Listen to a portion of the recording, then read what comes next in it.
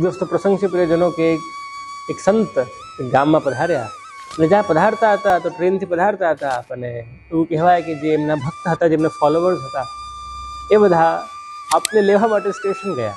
અને એવામાં એવું કહેવાય કે એક નવો ભક્ત હતો, નવો ફોલોવર હતો એમનો, જે એમની સાથે એ પણ એ લોકો ગુરુને લેવા, ગુરુ ગામમાં પધારે છે એટલે એમને લેવા સ્ટેશન એ પણ ગયો.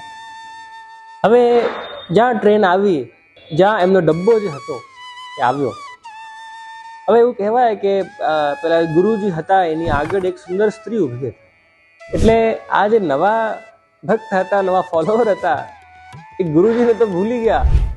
નજર પડી પેલી સ્ત્રી ઉપર. અને જ્યાં સ્ત્રી ઉતરી પહેલા અને એને જોતા જાય, જ્યાં ધીરે ધીરે પાછળ ગઈ, જોતા ફરી ગયા અને એને ત્યાં ચાલી ગઈ.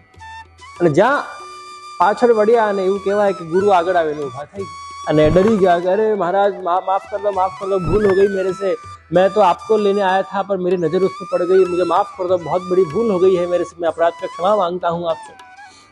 गुरुजी કહે કે તને કેવી લાગી પેલી સ્ત્રી? તો કે મહારાજ ક્યાં બતાવું, કેટલી સુંદર છે, બહુ સુંદર સ્ત્રી હતી, શું વર્ણન કરું એનું.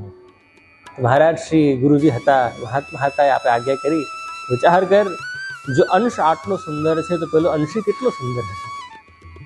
અને એટલે હું તારા ગામમાં તારી યાત્રાને અંશથી અંશી તરફ લઈ જવા આવ્યો છું. મોહિનીથી મોહન તરફની યાત્રા કરવા હું અહીંયા આવ્યો છું.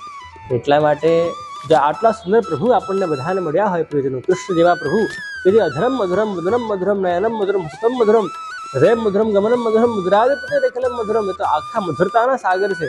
આપણે બધા પણ જો ઠાકુરજીની સુંદરતાથી અંજાઈ ન જઈએ તો કેમ ચાલે?